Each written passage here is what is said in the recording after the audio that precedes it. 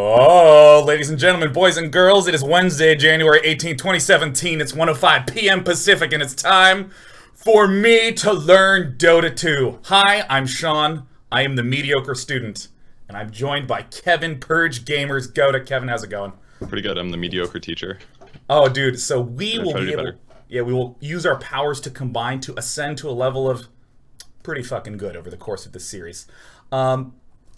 Mediocrity is what we're aiming for, let's be real. All right, cool. Well, I feel good. I'm currently a 2.2k player. I don't really feel like I have a good understanding of how the game works, and thus, this is the purpose of this show. Kevin, since you might be new to some of the people here, I was wondering if you could introduce yourself, who you are, and why you are the pinnacle of the Dota 2 community. I don't know if I'd say that last one. I've been making Dota 2 content for a long time, almost basically right before TI1, which was, the middle of 2011. Been making Dota videos, yeah, just like making content to help new players understand the game better. Been going to a lot of TIs, various streaming and YouTube, and basically just tons of random stuff. So very excited to do this. Hopefully it doesn't suck. Fingers crossed. Well, wait. I want you to tell the story of how you went to Korea to scoop up Okay. the Dota 2 money. I was trying to be humble. So basically, we're like, money is everything, right? No, I'm just kidding. Basically, my friend's a Korean American, and he flew back to Korea because they were trying to grow the Dota 2 scene in Korea, because obviously esports is huge there. He joined a team. Things didn't work out. It disbanded almost immediately. So I thought, hey, let's go save him so he doesn't like move all the way to Korea and then have to move back, So we basically moved there within 2 weeks, formed a pro team, and competed in the Korean leagues for a year. So it was really fun. Went really well for about 3 months. Then the last 9 months it was pretty shit, but it's a very fun time. That's to great. be a pseudo pro player for a year. We'll zoom in on those 3 months. Gold medals. I've got the trophies on the floor. Do you want to see them? Yeah, dude, pull the trophy up. There's no reason not to. This is the introduction. Look At at this. This is so good. Look at all the legitimacy that's being added. I mean, it's not hard for me to show that I'm only okay at Dota. Like, look, here's my stats. I already have them up on the screen. Oh, he's talking still. I'm talking right over him. It was sitting on a desk. That's our NSL trophy. Oh, check this out. NSL Sponsorship League Champions. We won season 3. Let's be real. It doesn't. Sick. I mean, it was. Let's be real. I got carried. Okay, but either way, it was a fun time. I don't have anything quite that spectacular. I mean, I have this jalapeno hot sauce that I used on my black beans yesterday. It was actually amazing. That's the closest thing that I have. Did you make $60,000 when they gave you that hot sauce? I didn't get even 60. I got a 4/5 of that, but still. I mean, I what I did is I spent $3, which means it's now time for me to do my introduction. Hi, I'm Sean. For a very, very, very long time, I played a lot of StarCraft, like 2 decades almost of playing StarCraft pretty much continuously, and competed in Brood War. Loved that. Super intense, super hard. In the last few years, I haven't really done that much serious competitive gaming. I've largely just done like relaxing things, like Hearthstone or Stardew Valley, like working on the farm. And about 6 months ago, I picked up Dota 2 almost for no real reason. I was like, let me just try to play a game, and just like instantly sucked in and hooked into it. So it's so wonderful to play a game that is kind of savage, right? That like when you mess up, the game doesn't, there's no save point, you reload it, you just have to deal with that pain. And that, I love that. I love that about Dota. I love that about games that are really serious and competitive. The fact that it's not just the high highs that are there. There's also like the lows and the struggle and the trying to overcome. And so because I wanted to try to get better, to try to learn the game, I obviously went to YouTube to look up a bunch of guides. And there were a lot of guides that were like, here's a hero. We're going to watch this hero for an hour and talk about it start to finish. Or here is a guide for how to play a hero in like 5 minutes. Yeah, I watched a ton of your videos, for sure. There's also like, here's a 10-minute guide to Lena. But for someone like me who really didn't know anything, like this is the first MOBA I've ever really played. I mean, I dabbled some in Heroes of the Storm, but that's so team-focused. Like, the idea of what do I do as an individual in the game, I had no idea. I did not know what the hell I was supposed to be doing at all. And what I found is that it was kind of hard to find any videos that really did that. There were a lot of videos for people who, I I could tell would get a lot if they were a few hundred hours in, but not for someone like me. So that was sort of the genesis of this video, trying to figure out what is like a good foundational way to approach learning Dota. So I have played Dota for about 300-ish hours. I have not gotten very much tutelage at all. I've just basically played with friends, and despite how hard people like to talk about Dota 2 being, it's incredibly easy to have fun within a game and contribute meaningfully, knowing nothing. I don't know how like half the heroes work. I didn't know how Lina was supposed to be played. Learn a few things, and that carried me pretty much to now. So, it's pretty amazing how good the game is for that now as well. Like, for example, the new patch just hit. If you guys haven't been following it, there was a long period of time, the longest stretch ever, where there wasn't a new patch in Dota 2, and we just got that about a month ago now. So it mixed up the game. Our game designer is fantastic. He's been working on the game for almost a decade now. You know, maybe like probably somewhere around half of that, 8 years, maybe 10. Not sure. The game's fantastically balanced. It changes, gets mixed up every couple months, and there's always something new to learn and practice, and that's really what's so fun about it. So I'm excited you're into it. So I wanted to ask, like, what was it about, like, we've had a few discussions about, you know, how I wanted to learn about things, and you have created, like, a new curriculum that I want you to talk a little bit about. We even have... We'll see how it works out. This is our tentative lesson plan.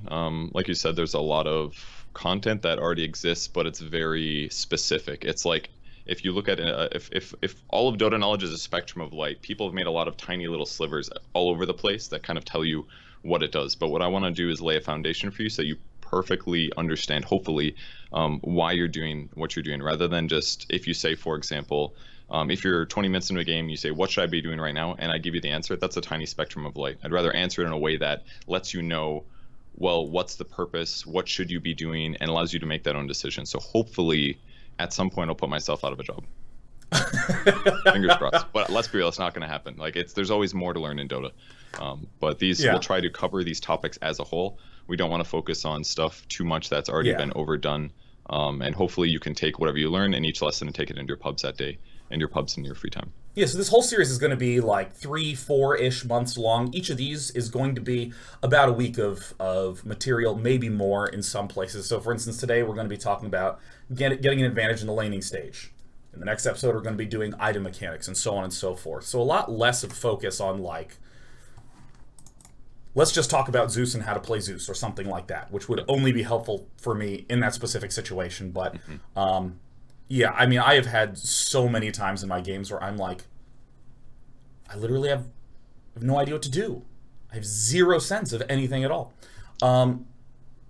So one thing I wanted to talk about before we get into things, which is how I like to learn, which, I mean, you and I have talked about this a lot. So this is for you, person watching right now. When this is happening, I don't want any advice from anyone. I don't want it. I do not want you to do this, because if you're in like a Discord channel or something and you're chatting with somebody and you say, oh, here's something that's useful to do. Oh, okay, that's great. That works well as like a one-on-one thing.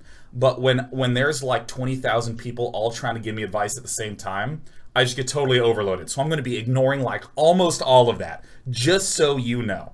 And while we're going through this stuff, Kevin, I'm just going to be completely at ease talking about how confused I am in all the situations. So hopefully that will identify for everyone where my head's at and where my thinking is throughout. Because I have a sense that I, like you said, have just picked up slivers of information here and there.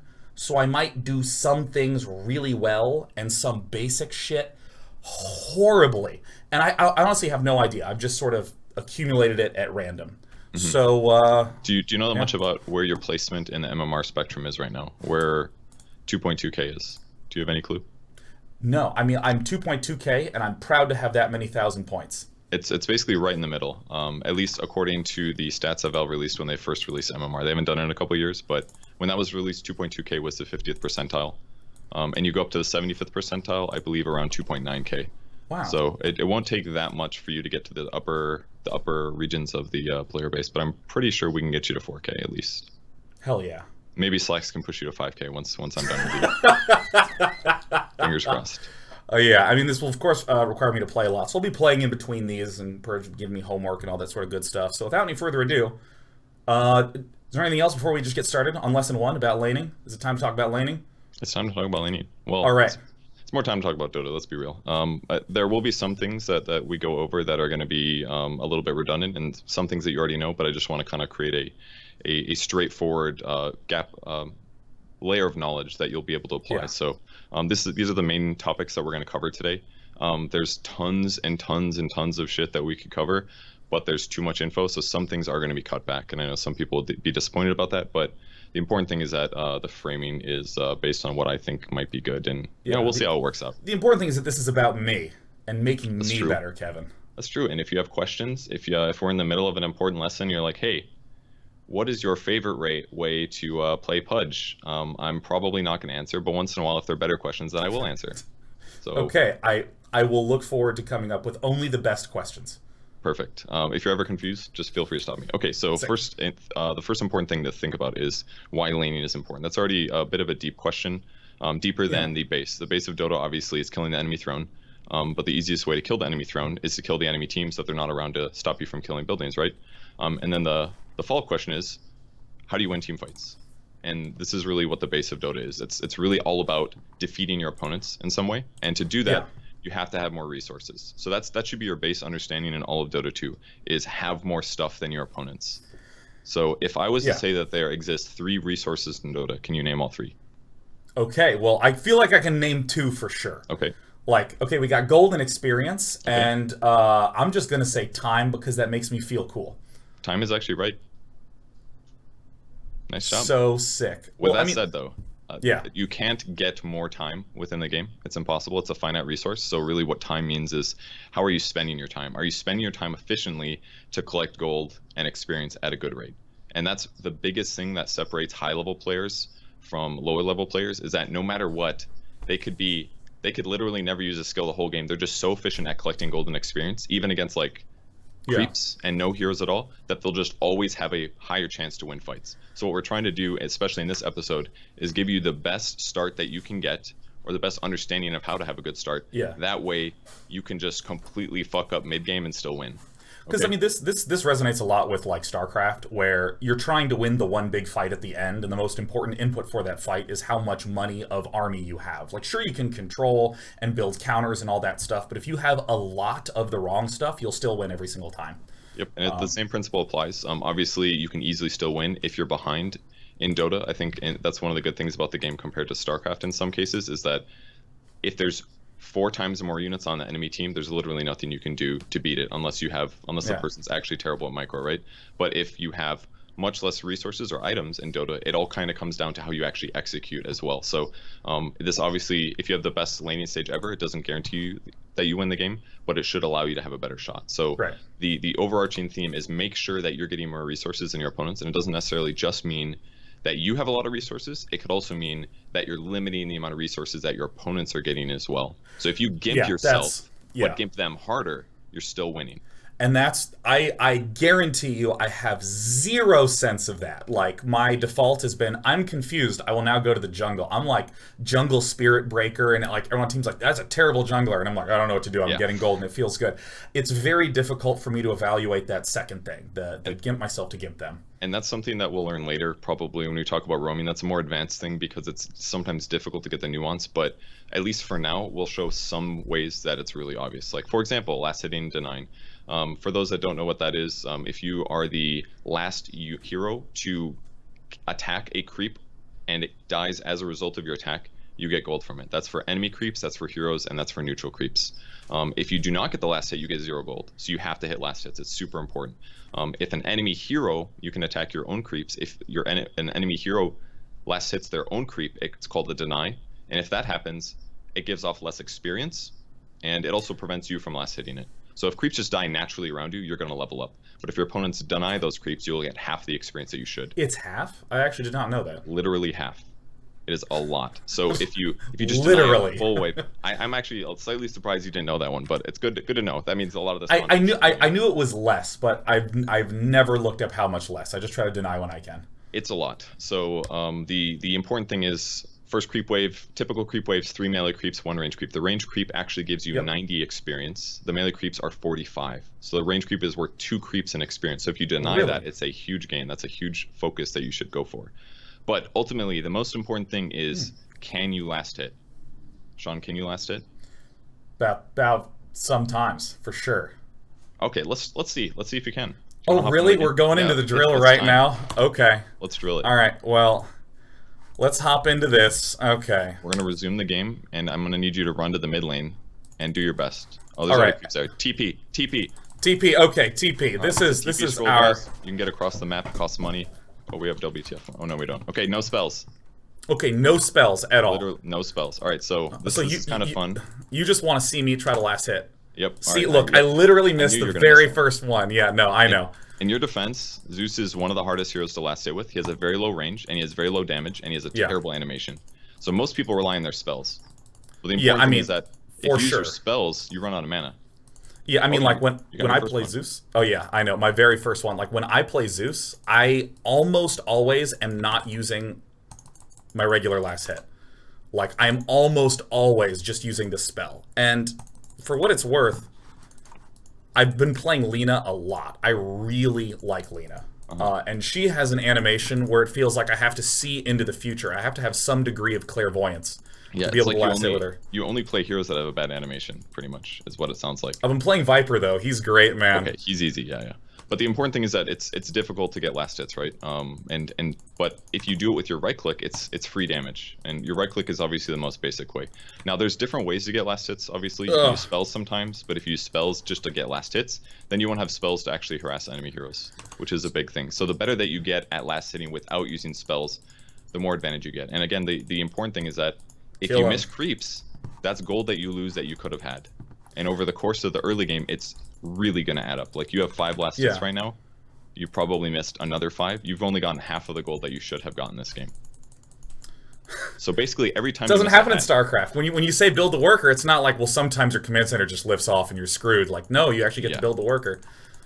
So keep in mind that basically every time you miss the last hit, you should hate yourself because you messed up. That's fine. I'm just going to use my lightning bolt. Okay, that's not allowed. Yeah, well, okay, so one thing that I'm immediately feeling is that, I mean, I have been just naively following a lot of builds, and many of them with Zeus just have me get a null talisman right away. And this is the first time I've ever played with Zeus with no null talisman, and it is impossible to last hit compared to having the null talisman. Yep, and that's why base damage is really important. If you do spend money on items like that, then it becomes easier to last hit. So I think what we're going to actually do now is pause you, because there's no way you're going to get any of these last hits under tower anyways, because that tower does so much damage. And we can actually jump into clip number 1 right now, and that should kind of show that. What this clip is showing is how much time that you have to take to get a last hit, depending on how much damage you have. So we have a zoomed in creep HP bar. If you can press play. So basically we can see how much time you have to get a last hit. If you have 80 damage on the right side, for this first creep here, you got a full 1 second and 0.9 seconds. So whoever has more damage has a bigger window to get a last hit. If you have more base damage, you have way more time to get a last hit. So if you're playing in the mid lane, typically you're against somebody else. You were missing last hits and you were by yourself. There's an enemy hero there. You have to deal with him trying to outlast hit you because you both are fighting over the same creeps, basically. So just to understand, I pause the video right now. Like, this is saying if I have 55 damage, what is the time to kill 0.9 seconds, 0.2 seconds? Like, the window of time in which the blow had to land before... That's exactly correct. So if you press play for just a second, you'll get another HP bar appearing. And then if you watch it get low, so you can pause it when it gets very, very low, like around the 50 mark. And that is basically the part where you have the opportunity. Right there is the 80 can last hit, but the 55 cannot, right? So now the clock starts. And now they can start last hitting. And if you resume... That one is a pretty big window, but I believe this last one is very small, or even the 0.2 seconds is a great example. There just happened to be a very small window based on when the creeps happen to get it low. And because of that, it makes it harder to last hit. So in the games where you buy Null Talisman helps you a lot because it's increasing your damage by 9. It's a huge bonus for you to get a last hit. So having more base damage in the mid lane is a huge deal. But to be honest... That's crazy, like the fact that it's 0.2 seconds compared to 1 second. You know, it it's just like... happens sometimes, yeah. Huh. And that's not even last hitting under tower. Last hitting under tower is even harder because the tower hits for like 2 to 3 times the damage that you do.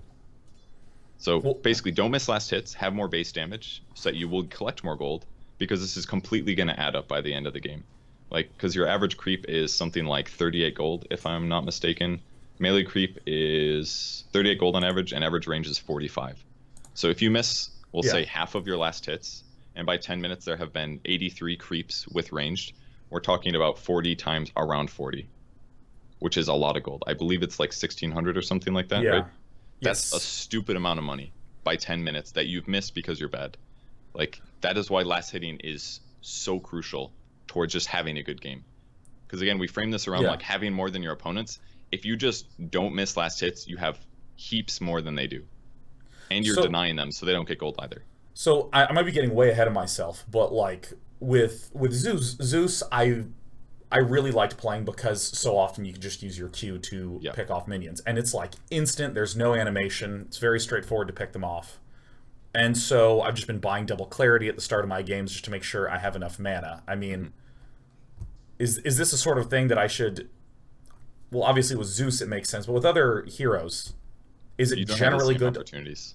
Yeah, is it generally good to always buy some sort of early damage boost item in that sense? Yeah, in almost every case, that's what you'll see. In pro level games, for example, almost every single mid hero, it kind of depends on what their skills are. Sometimes they have ways to farm without it. They'll almost always buy a Quelling Blade, which is a melee item that increases your base damage against creeps, or they'll buy a Null Talisman, Wraith Band, something like that, that increases their base damage by about 9. That way, it's easier for them to last it. Keep in mind that players that are weak, they're not even gonna hit those windows. Like when we looked at those like tiny fractions of seconds in clip 1, most players are just gonna completely miss it because they're bad, right? But when players get very good at knowing exactly when it's time to go, then we're talking about the tiniest fractions of seconds where things like ping matters.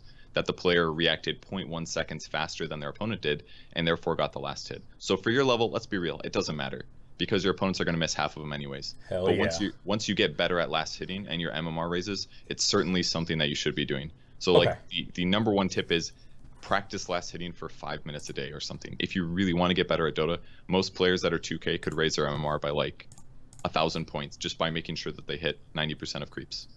So like when you say practice, does this like load up a random hero every day just in like the demo heroes tab while I'm waiting for a match and just play last hitting? Yeah, that'd be great. Or you could do what you just did. Throw in Zeus, have no items, practice your last hitting. Just get your attack speed timing down.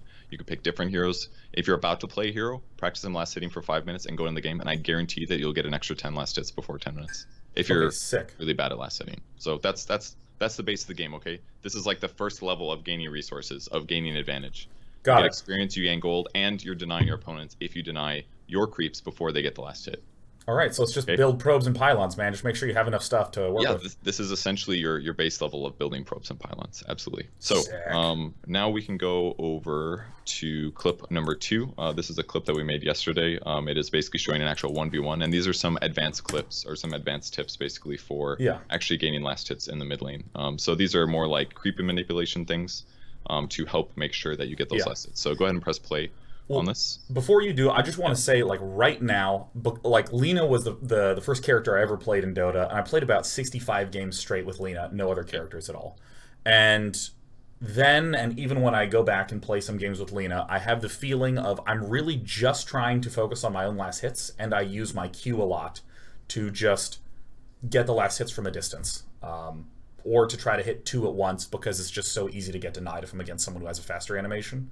So I wind up pushing the lane forward a lot. And it feels bad. Like right now, like this screen is where I am 80% of the time. Yeah, always, essentially always. So I don't know if, like, sometimes I will position myself up here just on the high ground. Just because I hate not having any vision. Yeah, because if you attack uphill, you miss about 25% of the time, I believe. Which is, and then you miss last hits. Is this the absolute beginning of the clip? Because I believe we actually have a solution for the exact problem that you're talking about. This is literally second one. So there's one thing that you can do that's really nice. There's a lot of little tricks you can do, but for example, in Dota 2, there exists a thing where you can pull creeps. Can you restart that clip right at the start? I think we just missed it. All right, pause right there. You're right, that was not the start. You lied to me, you bastard. No, this is the very start. It's the very start. I saw some stuff played. Stop there. Okay. Go back again. And then stop it like as soon as it starts. We should give you 2 seconds. Like when it's coming just out of the blackness, like right there. Like that's turn up the gamma on your monitors. Okay, do you see that little red circle under the Dragon Knight over there? Yeah. That's because I was right-clicking him. And what happens when you right-click an enemy hero is that their creeps are like, hey, that guy's trying to kill our hero. And they'll run to attack you. So by running close to the creep wave and then right-clicking an enemy hero, it sets off an AoE nearby me, which makes the creeps want to attack me. So see what the creeps do when you press play. Yeah. you see how I made them run towards me? Yeah, wait, is it just a single right click, or does your animation have to start? Nope. Just a right click. The beginning of a right click, and they will run at you if they're close enough to you. I thought it was if they received damage from me. Nope. It's just a right click. It's just a right click with your mouse on their hero will aggro them. That happens under towers as well. I'm sure you've died many times to that. Because towers will just attack you when you attack enemy heroes under their tower, right? I didn't know that. Probably because you only cast spells. Okay. Well, see, here's the thing. When I dive the tower, there's not creeps nearby anyway, so the tower only has me to target, man. Okay, good point. So this is one way to solve the problem. You pull them from the high ground towards you. You'll do this a lot if you're a melee hero, especially, but this is another good example to pull them towards me. It kind of messes up the equilibrium a bit in that the creeps will do weird fights, like that one melee creep on the high ground's fighting the range creep, but yeah, the important thing is getting it to a place that's closer to you, because now, if the Dragon Knight wants to come forward and deny that creep, he can't, because I pulled it towards me. So there's a lot of little advanced clips like this, and here's another one if you can pause. Yeah. Do you see what I did there? That creep was low. This is probably something you do all the time. I used a nuke to get the last hit. Yes, yeah. But the important thing is that I also harass them. Yes, because if you do both, you're getting double value for your mana. Because mana in Dota 2 doesn't come back very fast. Yeah, this was my first favorite, holy shit, this game's awesome moment is when it was, I think, maybe my very first game of playing Lina ever. Because I literally went do the tutorials, I played one bot game, and then I immediately started playing games. And in that first game, I shot my Q like 2 or 3 times, and I was just out of mana. And I was like, oh, I really have to plan this shit. And like, I love that so much. That's like the coolest thing ever. And it's usually good to plan it around when you're going to hit these power spikes in your skills as well. You get to level them up at level 1, 3, 5, 7. So basically, it's better to use mana at your odd levels, if possible, is usually a bit better. So here's an example. To use your mana at odd levels. Wow. Usually. Because if you walk into the lane and spam it 3 times at level 1, then you're going to level up like 4 times, but you've been out of mana the whole game, basically. Yeah. Whereas if you just wait till level 3, your nuke is usually 2 times better than it was at level 1. Therefore, you're going to get way better value out of your nuke. So double hitting to deny is usually a good thing to do right here with the range creep. Once creeps are below 50%, you can actually start attacking it. So if your opponent gets them low, super important that you last it. And if you pause it right here, this is a great example of the lane pushing. So this is what usually happens to you when you play Lina, right? Is that the creep wave will come under tower. Yeah. You want to usually, it's actually good to push it under tower sometimes. Like if the creep wave is sitting on that cliff like it was at the beginning of the clip, you don't want it to sit there. So you need to solve that problem. There's 2 ways. You either pull the creeps towards you, or you just push the lane. Because if you push the lane with a nuke, then there's nothing left for the creeps to attack, and they'll go to the enemy tower. So like he pushed the lane here with his fire breath. Now I have to last under tower, and I did a really shit job if you resume the clip. I missed a lot of these last hits. I thought using the nuke would solve my problems, but it really didn't. I don't know why I had attacked the range creep there, but I missed like 3 of those. So against players that already can't last hit, if you just push it under tower all the time and have a mana way to make sure to continue doing that, you're getting tons of advantage. Man, I mean, this is like, it's almost like a sense of relief when you said, yeah, no, you just push into the tower to, fix the equilibrium. Because something that is just so opaque when I'm watching pro games is that I hear people talk about, oh, keep the equilibrium on your side. We'll pull the equilibrium back. It's safer. We want to make sure that we are nearby our tower so we can't get dove. And then sometimes I'll see people just shoot way ahead and push the tower and then pull back. And I'm like, what is it that's triggering them to push the tower? But No, there's basically 2 reasons. Other than the reset, because if you nuke the wave, it dies really fast, right? But then you still have a wave. But if it runs under the enemy tower, the tower kills it rapidly. And if it kills it in time, that the next set of waves come, they'll just meet right in the middle again. So you reset it. Yeah. So if you just nuke their, if he nukes my wave, and then it pushes under my tower, then I'm going to have to kill it rapidly, because otherwise I'm going to take damage from the creeps hitting me. And I want to ensure that the tower doesn't get last hits if possible. So just pushing sometimes is a very good way to reset. And number 2, the most important thing is it prevents you from getting ganked. Because if you walk into your lane and you use 2 spells and the whole creep wave's dead, then you're leaving again, right? Yeah. And the lane's a dangerous place. You don't want to be there too much because it's very easy to get ganked. So sometimes players, especially when they're scared, it's easier to just push the lane really fast. Not only to get out of the lane, but number 3, so they can go do something else. Now they've all of a sudden gotten time. Because now you killed the creep wave faster, and because of that, now you can go do something else. You can walk into the jungle and kill another creep in the meantime. So sometimes pushing is great for like 3 to 5 reasons like that. Just tons of different reasons that you'd want to push. So this is just burgeoning amount of reasons just coming in, Yeah. But I mean, like honestly, I think the equilibrium one is like very eye-opening for me because, yeah, I get stuck here a lot, and I just feel, yeah, the idea of pulling it back plus pushing forward is sick. So that is that clip. We can hop on the next section. We still have like we've probably covered about 10% so far. So I think this may end up being two sessions, but there's so much to learn about laning. That's for sure. So important things that we did there: pulled the creep aggro. You'll see it all the time in super high level games. It's really fun to watch. Sumail, for example, he does lots of cool things where you're about to last hit a creep, and then he aggro's the creep and it runs away, and then you have to follow it, and then he'll just harass you or get the deny himself. There's tons of cool stuff you can do with that. Double hit denying if it's a melee hero and he comes up to the creep wave.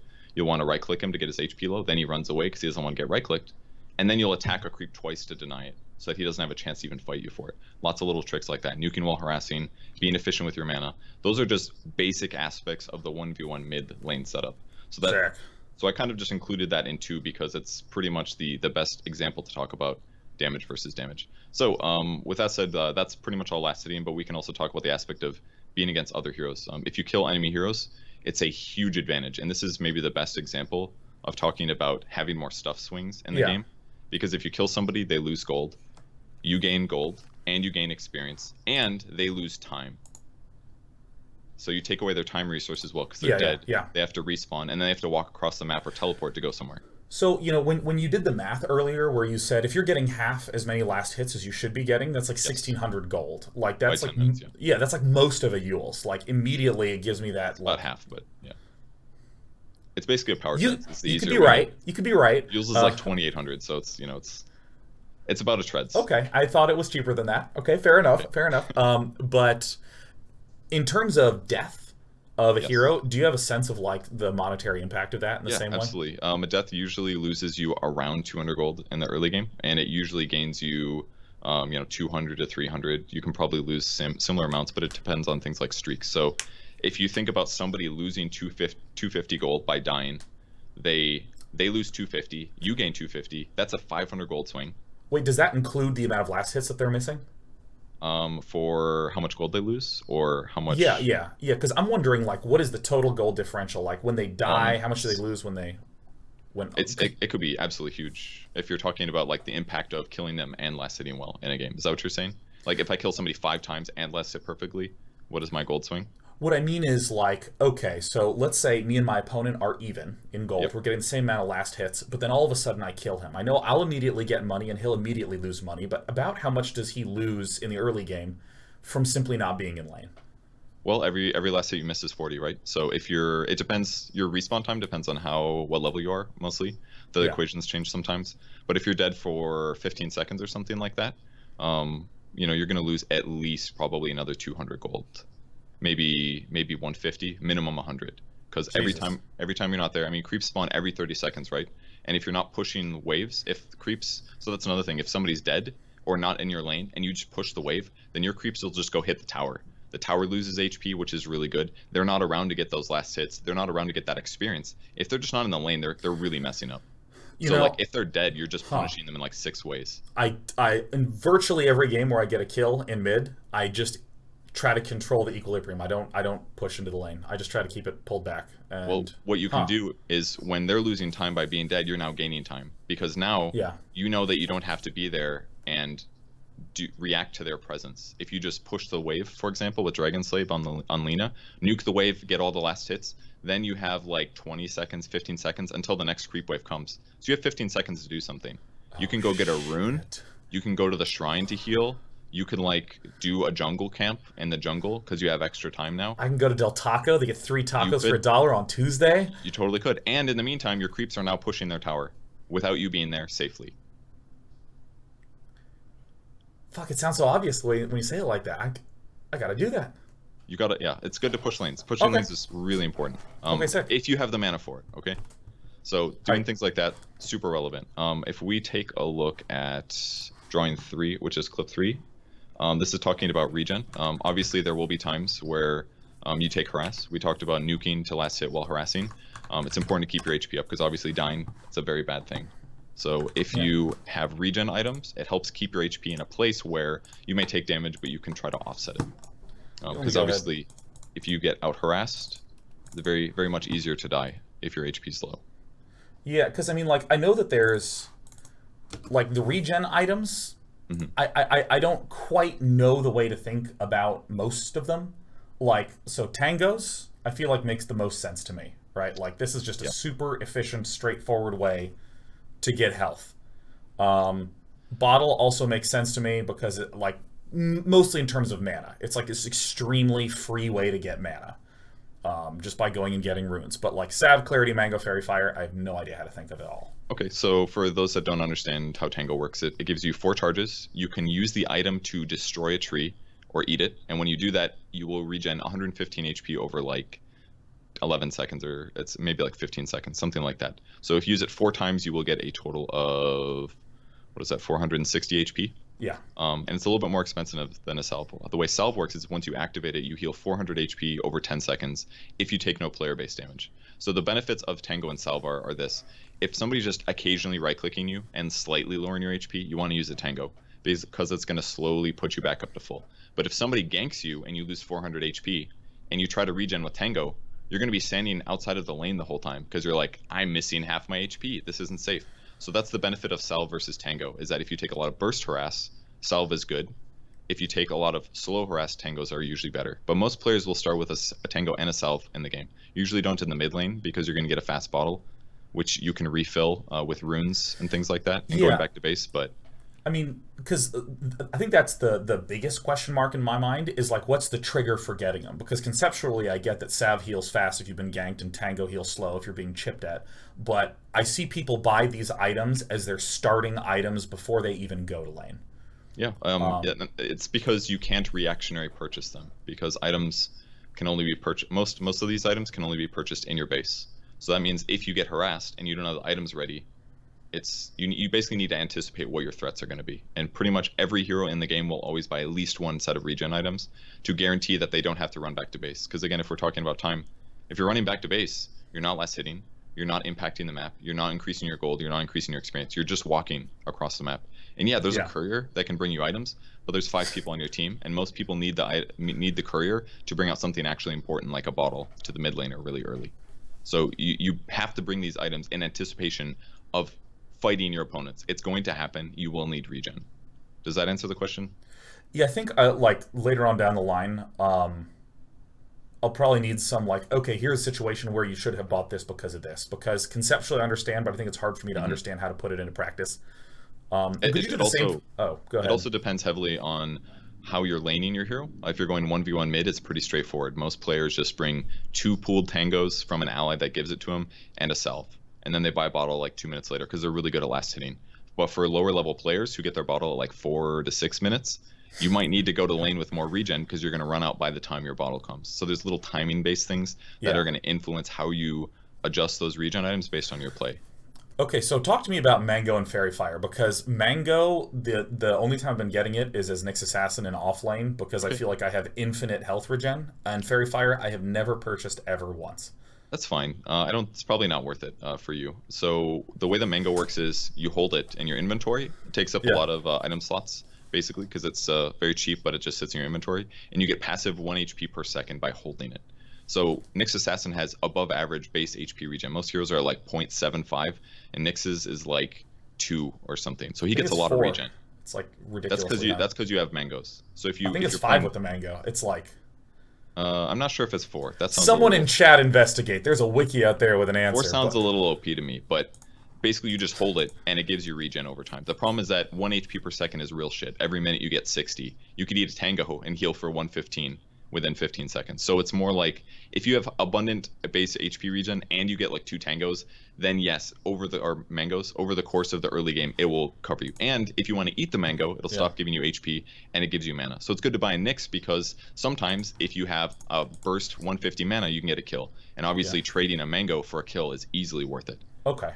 Because it'll scale you better into actually important items. And most of these items do fall off.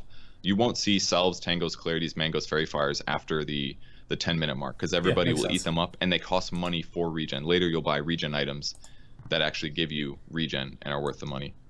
Fairy Fire, by the way, plus 2 damage. You eat it, gives you 75 HP. You're basically using that like a wand, and that if you and your opponent know Dota very well, and you're like both pretty sure that you can kill the other person, sometimes popping a Fairy Fire is going to give you that 75 HP edge. But let's be real, in low MMRs, people have no idea what the true strengths of their heroes are, so it's probably not worth for you to buy it. Just don't bother. No, it's so great to hear, because I think that when I first got into Dota, I had this anticipation that I would need to know 5,000 things before I could play the game. And what happened was, within a game, I went, oh, that's it, right? There's very little to Dota at a basic level. It's almost a question about what is that I'm supposed to ignore. Because, I mean, like, in StarCraft, it's the same thing, where someone's like, when should I get Ghosts? I'm like, just don't build it in any of your games ever. Don't worry about it. It doesn't exist as a unit. Here are the only 6 units you should ever think exist, period. So, yeah, that's great. I mean, as long as I don't need to know, like, subtle Fairy Fire timings, then great. There's a lot of items that a lot of players shouldn't buy. Like, if somebody's 500 MMR, I don't even think they should buy Blink Dagger a lot of the times, just because it's too high action of an item. For the top tier players, they can use it extremely well, but for a lower level player, it's just easier for them to buy Shadow Blade, just because it's easier. It's you can't mess it up really. If you mess up, then, or if they jump on you, most of the time you'll just live because of it. Whereas Blink, your damage is, you take damage and then you can't blink anymore. And you're just dead. I feel too self-conscious about that, because, like, you know, when I get a Shadow Blade, I'm like, it's so easy. Like, no one has detection. Matchmaking works. You know, it's fantastic. Do you ever buy Blink though? Oh yeah, all the time. I love Blink Dagger. It's good sometimes, but depending on the player skill, there's always going to be adjustment of item builds. So it's not always good to copy pro players 1-to-1 for what items they get. So that covers pretty much regen in the laning stage. Some questions about 1v1 mid, actually. Like, what are the heroes you hate playing against the most in the mid lane, from your experience? That I hate playing against the most? I hate playing against Invoker mid, specifically because I played against him a lot when I was Lina, and his projectile is just faster. So I found it very difficult to get last hits. Viper shits on me a lot. Those... I think Invoker's probably the biggest one that really tilts me. Okay, so what would you build for your early game items to counteract him beating you in the 1v1 matchup? So you said his animation is what beats you, right? Yeah. So how do you beat his animation? I guess just get more damage, so I should be getting a Null Talisman if I see I'm against him. And I guess maybe a Fairy Fire. Now that we have it, now that we have this visual aid here, okay, no, absolutely not. No, not in a million years, of course not. If you're playing like Zeus or something, your solutions are like maybe more base damage or tons of mana, and maybe like a gank or something. But try to be mana conservative as well, because then you could just kill him. Killing him is often a solution for any annoying hero. Just fucking kill him. Yeah. So that's the mid lane. So let's talk about the other lanes really quick. If we hop into number 4, it is a map. This is actually a video, so you should be able to play that super easy. Great. There it is. So this is just a bit of an overview of what the map looks like in a typical game. And these are kind of like the typical labels that just exist based on the culture of Dota 2. Yeah. You got the mid lane.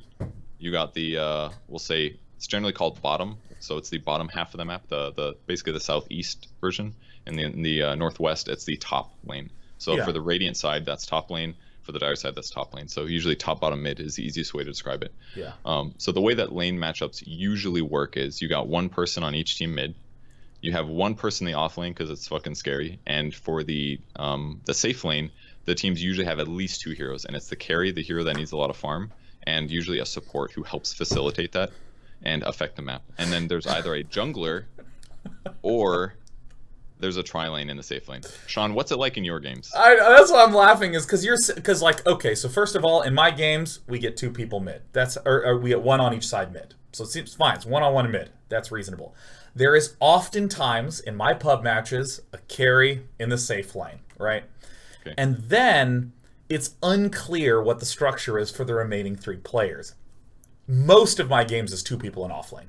I would say well over 80% of my games, there's 2 people off lane, 2 people in safe lane. Often of the 5 players, 5 are cores, and there's no supports. Sometimes there is 1 support. That's the world that I live in. Okay, and the reason that happens at your MMR is because players aren't good at all at being efficient. If they go do a tri-lane, they don't understand how to do things to the game that affect it in a positive way, so they never end up... it never feels efficient for them.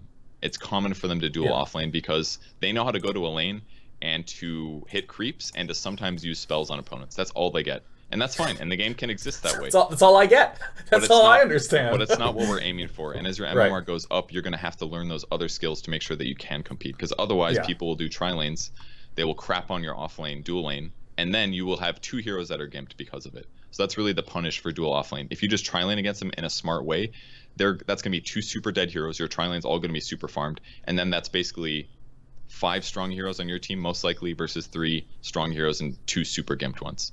So don't do dual off lanes if you can, but if it happens, whatever, you'll just do your best, whatever. Doesn't matter that much. Really? Like, okay. So dual off lanes are just not common at all? They are, at high MMRs, they are uncommon. They happen in the pro scene semi-often, but that's because the teams pick very strong dual off lanes. It'll be like Spirit Breaker and Darkseer. Darkseer puts this like magic damage shield on Spirit Breaker, who's tanky as fuck, and he just charges people and kills them. So it's a very strong dual off lane, or they'll pick Undyne, basically really good early game heroes with the purpose of laning well against carries that are easy to punish in the lane. That's the only reason players do dual off lanes usually in high level games. Just because they know they can get something out of it. Had no idea. I mean, like, truthfully, if I were the captain of my team, I'd say one person go mid, one person goes safe lane, and I'd just mute the microphone after that. Because that is as much as I know, and that's as much as they know as well, so... Yeah, you can't really control people to do that stuff effectively. It's not the only advice I give you is that if people are insistent on dual offlaning, make sure that it's not a shit dual offlane, like 2 melee heroes that are not very strong, that are hard carries in the offlane is just asking to get wrecked. And I played a game recently where I was Viper safe lane with my friend who is Ancient Apparition. We were up against Monkey King and Anti-Mage in offlane. It went great. We had a great time. And that's because they put their heroes in a really bad lane setup. So why don't you play clip 5 here, and this will basically show why offlane is scary. Hi. All right. Here we go. Clip 5. Staying alive. So this is basically the path that the creeps go from the base to where the creep wave is. And this little maroon line that I drew is going to be where the creeps usually are meeting. And if the creep equilibrium stays there the same, feel free to press play if you press pause. Yeah, now you can pause. So that's basically around where the creeps are usually if your radiant, if your safe lane is doing a good job.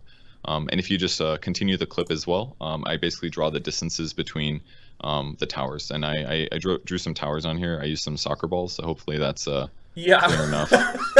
Those are towers, guys. Yeah, no, they're, And then if we draw the distance between the creep equilibrium, my first effort at drawing was not very good, but if you look at the distance between the towers, it's very far for the off lane, which means that if shit hits the fan and your safety zone is the tower, which it is, because people are not strong against towers early game, you have to run a really long way. So you're basically in this danger zone.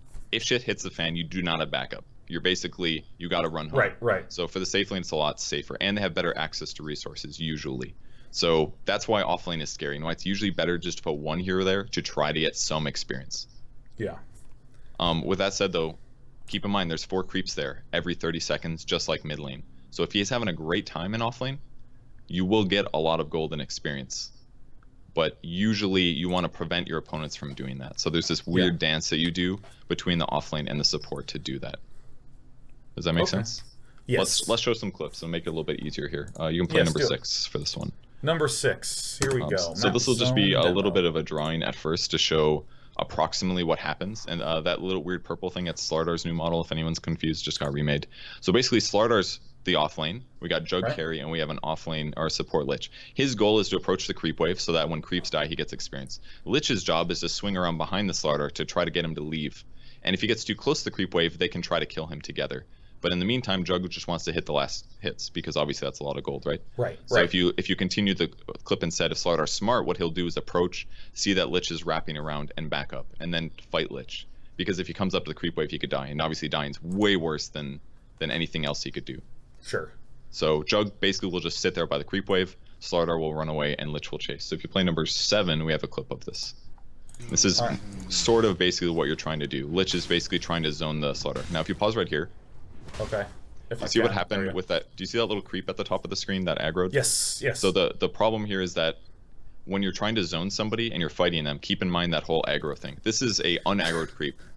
So that means if anybody is nearby that's on the enemy team, the creep's like, fuck you, I'm going to fight you. And the range creeps have a really big acquisition range. Right. So if you're fighting and the next creep wave comes in and the creep aggroes you, this is really bad as a support because now you have to get that creep off you. And that's because of creep equilibrium. How much do you know about creep equilibrium? Have you ever played a carry before? I've played a little bit of Sven. Okay, so when you're playing a carry, remember the drawing that I put about the distance? Yeah. If you push the wave up to their tower, their distance to tower is much less, right? So it's harder to kill them. Yeah, yeah. Harder No, to the pressure. whole concept of like keep where the creeps meet closer to my tower. You got that. Okay. Yeah, But yeah. no, go ahead if you have something else. I was going to say the only way that before we started talking right now that I knew how to do that was just by denying on my side. Yeah, that's basically what you do. You want to make sure they have as many creeps as you, right? So if you have equal creeps on both sides and they're hitting each other, then technically they should all die at the same time. The wave should be, but sometimes it messes up. Maybe one of their creeps will die first, therefore will do less damage for 0.5 seconds, therefore mess up the wave. But in this case, if you aggro a range creep and the melees just continue on down their path, what's going to happen is that when the range creep gets the wave, he's not going to do as much damage. And range creeps do about 50% more damage to creep waves than melee creeps do because they do a different type of damage. So range creeps are super important to hit the wave. So if I aggro this and it doesn't make it to the wave is going to push. So basically every time you aggro an enemy creep wave that comes in as a support, big problem. And to get rid of that, you need to go somewhere where the creep can hit something else. So in this case, you have to run it all the way to the creep wave so that instead the creep says, hey, let's attack the creep. So if you pause again here, see how that range creep started attacking me? Yeah. He was attacking the creep, but because I right-click the Slardar, then he starts attacking me instead. So again, here's the issue. If you look at the raiding creeps, I've got 4 creeps hitting their creeps, and now 1 creep hitting my creep. So in this whole plan of supports trying to zone offlaners, you have to make sure that you don't mess up the creep equilibrium. So this is why so many supports are just like lurking around on this other side of the tree line because they're just trying to avoid any risk of aggroing. Exactly, and that's often why they put a ward in the lane as well, so they know exactly where the creeps are. They know that they're not going to aggro them. They get out of the way when they come. Oh, I had never had a good intuition for why the wards were there. I mean, most of the time I would just put it there because it's nice to see things. It's good to know where your opponent is always. That way you know what you can get away with, and it's also good to know when the creeps are coming. It's basically those 2 things. And you can also spot if somebody TPs in the lane to come gank your lane. That helps too. Yeah, basically just the TPs and the hero monitoring. I thought that was the primary reason. It never even occurred to me to use it to monitor the creep wave. Sick. Cool. So one thing you can do about this, now that it's aggroed to me, do you know how to de-aggro creeps?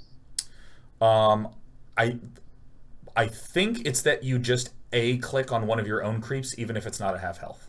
Correct. You have to press A and left click. So that will de-aggro things that just naturally attack you. So things that are brainless, kind of like towers, creeps, just regular creeps. If you spam A and left click, those things will stop attacking you. You can get a tower to stop attacking you by left clicking a creep? Only if there's something else there for them to attack. If you're by yourself, it's going to attack you. But if like there's a creep, cross map A click a creep. Stop! I need to, But if there's a creep wave under a tower that's hitting the tower or fighting other creeps, and the tower starts attacking you, if you spam A left click on the tower to de-aggro it, it will go through its order of operations. So what do I attack? And step 1 is attack the next closest thing, and therefore it'll start attacking a creep. So there are times when pro players will dive, and the only way they live is spamming A left click to de-aggro the tower. And sometimes it doesn't quite hit the timing right, and it will kill them anyways. Sometimes it will stop attacking. Holy shit. Okay, now wait, here's one more question that I feel like I forgot to ask earlier. Since it's just a you were talking earlier about how it's just a right click to draw aggro from creeps. Yes, on an enemy hero. Enemy hero. Does my animation have to be up? Like if I have just shot and my projectile's firing and I just right click simply by acquiring them as a target, my the creeps go ham. Okay, so similarly, if I just click on the enemy creep, it will reacquire a creep target. You can't. Sorry, like so if I'm de-aggro on enemy creeps, if that's what you mean. What I mean is that like if I'm under tower, the tower's shooting me. If I click on one of my own creeps, it will instantly lose targeting priority. Not instantly. It's kind of weird sometimes. It kind of usually. I don't know what the exact timing is, but it might be like as the tower has already attacked and is waiting to attack something else. It might acquire something new. I feel like I'm ready to dive, man. I'm ready to go, dude. Best pro tip: if you need to de-aggro, spam the fuck out of A left click on an alley creep until it stops attacking. I played Brutal. That's all you ever do is A left click, man. then it would take either 0.2 seconds or maybe 1 second, and you're gonna be like, "Why is this tower still attacking me?" And you'll get frustrated. That's gonna happen, but just I'll tame the towers. Don't worry, man. I got this shit under once control. you get used to it, you can do cool things like you can be hitting the tower in melee range. As it kills a creep, for example, it's about to reacquire again, and it may not attack the nearest closest. It's gonna attack the nearest closest that's attacking a friendly unit. So, for example, if it's just you and a range creep, let's say it's a melee creep, you and a range creep. The melee creep's about to die. You should just stop attacking. The melee creep dies, it will start attacking the range creep because the range creep's still attacking it, and you can resume attacking. So when you know the tower's about to change targets, you don't want to do something that's dangerous because then it'll be onto you. This is There's like amazing. little things like that that you can play around. You showed me the vending machine that sometimes gives you 2 Snickers bars. Yeah, and sometimes it just kills you. It shoots the Snickers.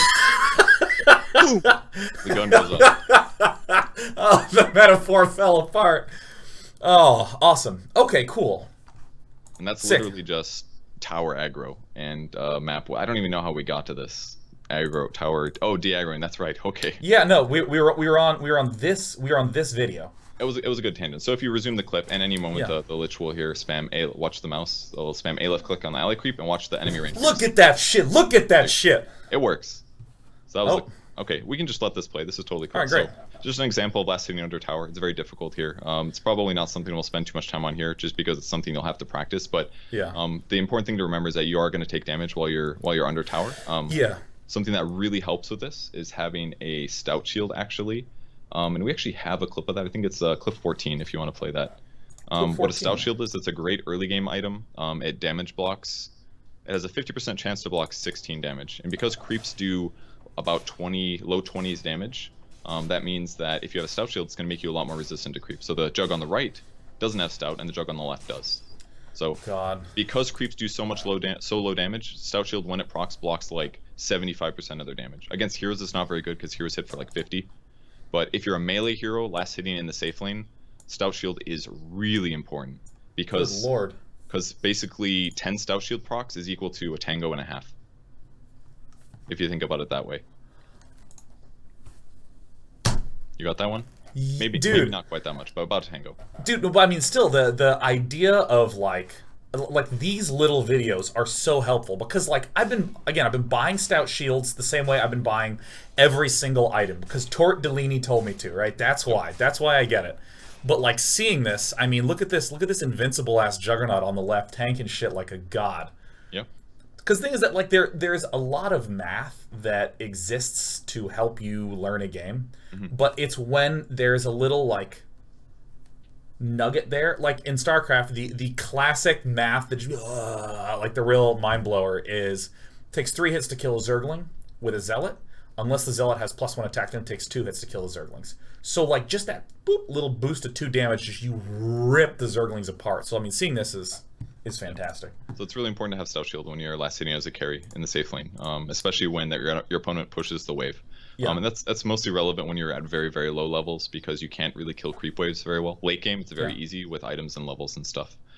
So that is talking about that. So now we're kind of getting towards talking about trading. This is kind of a big topic. We could continue going if you want, or we can maybe save this. I'm down to keep going. I'm having a great time. Yeah, let's go about 15 more minutes because we did our little introduction, and I completely neglected to say this at the start, but so this will be going on for about an hour and 15 minutes is the start of the lesson, is the lesson that Kevin's giving me. Then I'm going to be playing on air for like 3-ish, 4-ish games while Kevin watches and laughs, just stomach-busting laughter as I try hard. Takes notes. And so that section will be on my stream, and then afterwards we're going to host Purge's stream so we can get a coaching session from Purge based upon all the stuff that happened.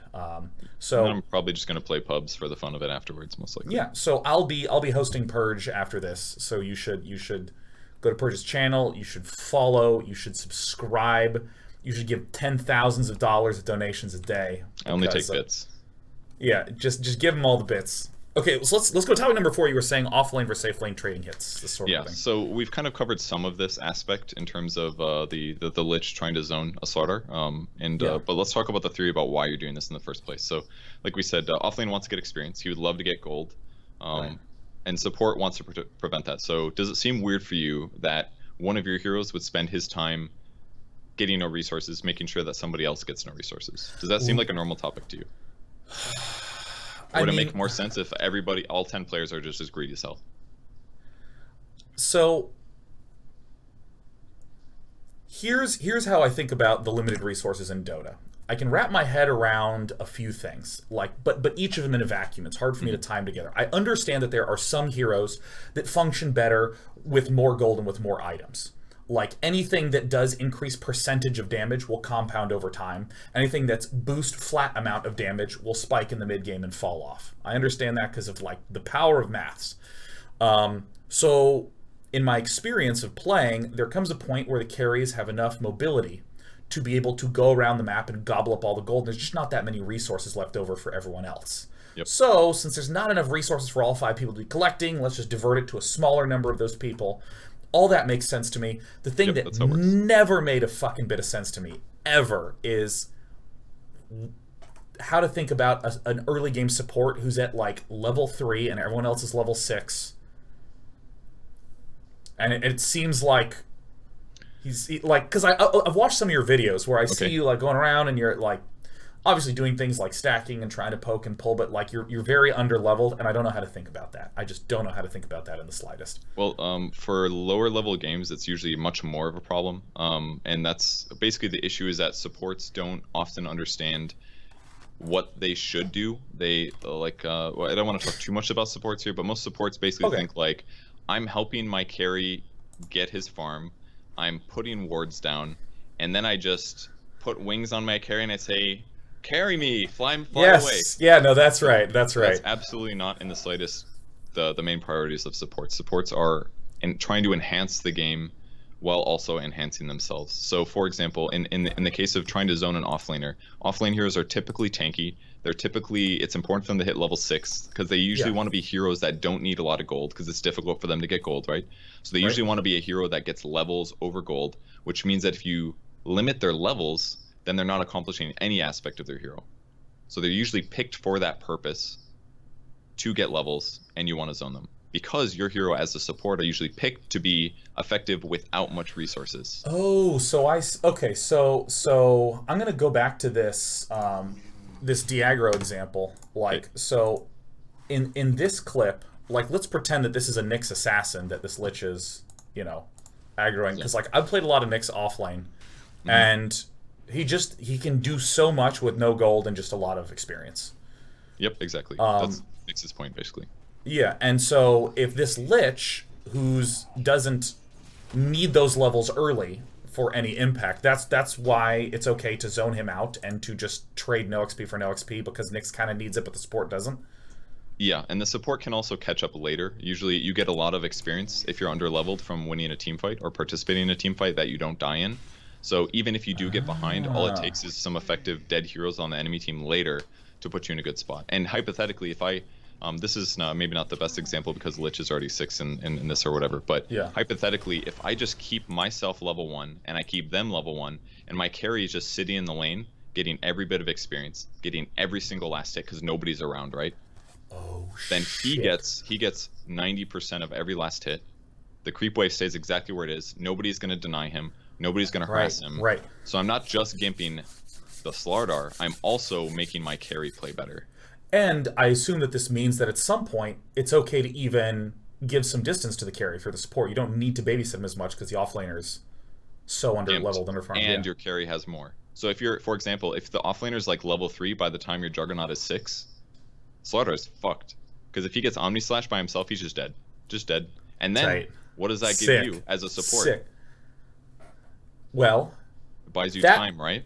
Kevin, that gives you experience and some gold. No, not experience and gold. It gives you time because now you don't have to be there to prevent the Slardar from getting experience. Your Juggernaut can do that because you gave him such a good start. So now Jug gets all the gold, he gets all the experience. The Slardar will get some experience if you potentially leave, but if he comes forward to get a last hit, he dies because Jug will kill him. So you basically created 5 workers for your team by zoning the Slardar and letting him collect his own resources. And now you can do whatever the fuck you want on the map because you gave your carry a good start. Oh my god. I mean, you're giving me so much clarity and structure. I mean, in my eyes, laning was an irredeemable jumble of shit. It was just random, chaotic mess. It was like a game of Plinko, where each person dropped their little character and it landed at some random distribution, and then mid-game began. And now I understand why. It's going to be like that in 20 minutes, so don't get your hopes up too much. I fly into a rage. So basically, these are the things that you have to think about. You know, you're trying to affect the game in a positive way for your allies, while giving yourself more resources, while limiting their resources. So this is like, let's be real, you're going to have a dual offlane in your game, and there's going to be 2 heroes there, and they're going to sit there and get last hits and creeps, and the supports are going to sit there getting last hits, or zoning, trying to zone, basically just standing around while they split experience with the carry, and then taking a lot of hits, yeah, basically, and then by like 8 minutes, your carry's like just about to hit level 6 because he's just been sitting there with the support the whole time, trading, like sharing experience. Like that's gonna be your game, and I'm not even. You're gonna get your hopes up, and you're gonna be really disappointed. But that's what should be happening. You should be thinking about those kinds of swings, because if you do really well in your lane gold wise, and you kill your opponents like 4 times, all of a sudden your heroes are way stronger than they're supposed to be, and that means that every other aspect of the game becomes easier, and everybody becomes more independent, and they all farm resources more rapidly. So that's the overarching theme that we're always thinking about, and understanding how you get those through the laning stage is going to happen every single game you play. There is always a laning stage, and that's why this is the most important thing to focus on for the first day. Okay. So let's go for about 5-6 more minutes. We were just looking at the Diagro clip. Should we go on this Lich's Omni Knight one? Well, that is kind of the beginning of trading, and the trading topic is actually quite deep, I would say. I think the better thing that we could do right now is let's talk about jungling really quick, because that'll kind of cover all of the same topic, and then we can start the next lesson next week with trading, because trading is extremely important to talk about. So we haven't covered pulling either, actually. I'm not sure which one's more important. I think it's more important that we talk about pulling first. Jungling is going to happen. You can just learn by playing every single game that somebody will jungle, and you will understand it. So we'll start with pulling. Not sure which clip that is. Looks like clip 15. So this is basically something you should always be doing as a support or even as a carry, is pulling. So what this is if you look in the jungle here, these little creeps, they're called neutral creeps, and those little guys can be killed by either team. And if they die, if you kill them, they give off an AoE experience of 1300 range, and any heroes on either team that are nearby will share the experience, okay? So the thing is, here's your stupid creeps again, right? They aggro to anything they find. So if you just pull the creeps into the lane, now as a level 1 hero that can't tank hits, you can let your creeps fight the battle for you. And if you get the last hit, look, 23 gold that you just got. And you know what's happening right now in this clip for Lich? That should be happening? Your Jug is in the lane getting last hits and experience. So even though you aren't in the lane, even though you're not zoning the offlaner, at the minimum, there's now 2 creeps left. Both of those creeps died and the offlaner wasn't nearby. That gold is out of the game. That experience is out of the game. And it also helps you control creep equilibrium. Here's another example on the other side of the map. It's basically the same for both sides of the map. You can pull the small camp, you can connect to the large camp as the neutral creeps die so that they re-aggro to the next one, and then you're getting at least like 1.5 camps for yourself as a support. This is what almost all supports should do, but they all just sit in the lane and stand next to their carry, and they're like, why isn't my carry winning the game for me? It's because you're splitting experience for them, and you're not actually helping yourself either, because you're not getting gold, because you're just sitting there and you're like, I'm a good support, I would never take a last hit from my carry. Go get your last hits in the jungle, you bastards. So if I'm a support, that should really be where I think of my sources of gold and experience as in the early game. It should be pulling, it should be killing enemy heroes. That's basically it. Don't think about bounty runes. Bounty runes are candy. They make you feel like you did something, but you actually didn't do that much. Those are like, I'm on the way somewhere, I'm going to grab a bounty rune because it's there. That's like getting a presidential physical fitness award in elementary school. Like, the president doesn't give a shit about you. You're 8. Oh yeah, he certainly doesn't. So like this is an example of there's a stack pulling example there as well. Another thing you can do that you should keep in mind is that one small camp like this will not kill a full creep wave. And sometimes it's important to kill the creep wave because, for example, this is stacking. So every odd minute, see that yellow box? If there's no creeps in that box and the odd minute happens on the clock, a new camp will spawn. So now we have 2 camps here. 2 camps will kill your wave. So if this entire wave, I want to kill it, so I will stack first to make sure that there's double dudes. This will guaranteed wipe out the creep wave, denying all that golden experience and all that shit from the enemy. Yes. And maybe it'll happen in this clip. But like, okay, so it's 105. Is it correct to just sit there for 10 seconds until it's 115? Well, think about it this way. If you miss the pull, then this wave goes to the creep wave, and then the offlane's going to be there, and he's going to get the experience. So what could you have done in that 15 seconds before it was time to pull? Was there anything?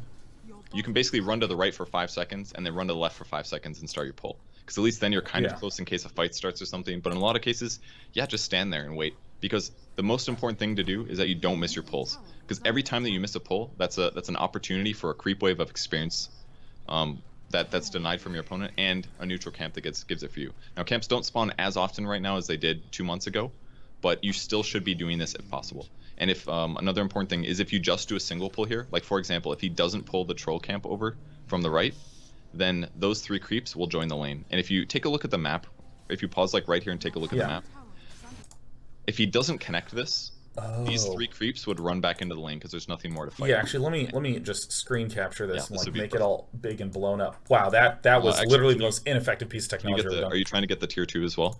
I want to see the tier 2 and the place where you are right now or the liches. Hold on, I'm gonna get this entire screen. Okay, so those little green dots next to those soccer balls, I mean tier 2 towers, that's another creep wave. So if these creeps just go back into the lane, then you have 2 waves. And how the fuck are you ever going to get creep equilibrium then? Oh, so like these 4, like the remaining ones that lived will come back down here, and then it's like 4 plus 2, so then there's 6 dudes pushing, so it'll push it all the way up there. And they would just crush those enemy creeps on your tower. Then they would meet the next 4 and crush them. So basically, if you pull, but only single pull, you're pushing the lane, which messes up creep equilibrium, which now means that the offlaner gets safe experience, which also means that these creeps that didn't get denied also get given to him. So there's some danger here. If you just do a single pull, it's getting you a small creep camp, but it's kind of screwing your carry and helping your offlaner. So when you do pull, you have to be a little careful. So when you do a stack, it's safe. You know that when you do a stack, that all the creeps will die, but the problem is that they kill your creeps too fast, which means you won't get any gold. So you'll be denying experience, but you won't be getting anything for yourself. So if you're having a really tough time in the offlane, or if you're having a tough time zoning the offlaner, if it's like a dual lane, you should just pull. Honestly, because if you pull and you get at least a small camp, then now you know that your carry got full experience from his wave and you got experience from the neutral camp. So mixing and pulling to your laning is really, really important as a support. Most players just don't even do it. They just sit in the lane because they're like, that's a dual lane, I should probably stand here just in case. It's not dual if I'm not there. Exactly. So, or their carries will do something stupid while they're pulling because they're used to somebody standing there, and then they blame their support, and the support's like, well, that guy just yelled at me, I should probably just stand there from now on. No, let him yell. Mute him. Yeah, no, I know the power of the mute button. So is this a good snipping point for the end of our first video? Okay, so what I'm going to do now is I'm going to jump onto the oh so wonderful internets and play some Dota. I'm going to use a restroom real fast, of course, for any of you who are wondering how long it's going to be. It takes me about 2 minutes. Then I'll come back. I don't know why I'm going into so much detail. All of you probably use the bathroom before and understand it.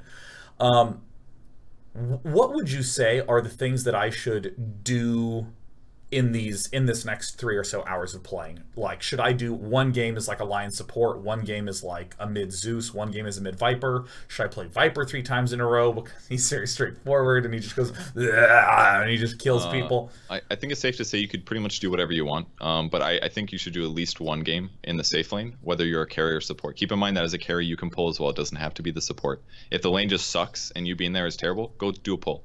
So keep in mind, try to integrate pulling into your games, especially in the safe lane and the off lane. The off lane can also pull. Yeah. You can pull the large camp into the creep wave to stack it. Play mid. Don't miss any more last hits ever again. If you do, get upset with yourself because you're messing up big time. And then you can buy, I don't care what items you buy. I don't care what heroes you play. I don't care what builds you go. I want you to focus on collecting as much stuff as possible and making sure that you're efficient spending the time that you do that. Try to think about the laning tricks too if needed. Think about pushing waves. Being efficient with your mana. Buy whatever you want. As long as the laning stage goes well, I'm pretty content, and that's what we'll talk about when we actually get into it. Well, I'm just not even I'll talk about your items in reference to the laning stage, but past that, I won't talk about your items at all when we go for the coaching later. Awesome. Okay, so to reemphasize, what's going to happen now is I'm going to use the restroom, which, as we've established, is about a 2 to 3 minute thing, sometimes 2.5 minutes, just depending on the fluids I've had earlier in the day, as you might know, just sort of to go through that. That's what I'm going to do right now. I'm going to be playing here on this channel, the Totes, Dotes, Magotes here, and then Purge is going to be taking clips from my playing, and we'll be reviewing all those clips on his channel at around 5:36 p.m. Pacific. And I'm going to make you be there too. That way you will hopefully learn more. Yeah, okay. And before we go, I just want to note. Hold on, we're going to do it. Okay, are you ready? Are you ready? You can share those images? Yeah, no, we green screen Purge into his own room, man. Isn't that sick? He's in his own room. Look at this. Look at me when we switch to this screen. I changed rooms. Look at the room. I'm in a different place. Who noticed? Oh my God, green screens make me laugh. Oh, that's so sick. Oh, that's so good. I mean, how do you think we're able to pull off this shit technology-wise, huh? How do you think he's not in a room anymore, huh? No, we green screened him into his own room. Who noticed, huh? All right, dude, Kevin, thank you so much again. I want to give, of course, huge shout out to Kevin, Sensei Kevin, who has pretty much come up with this entire foundational sequence of how to learn Dota. So I'm super excited to be the test monkey for this. Definitely the guinea pig, yeah. Yeah. And maybe we'll turn this into a video series later with all the prep. Oh yeah, so sick. All right, well, without any further ado, I'm going to go onto the sickest break ever, and then I'll begin my quest to do the Totes, Dotes, Bagotes, guys. Thank you so much for joining us for Day 9 Learns Dota, Episode 1, with more gameplay to follow.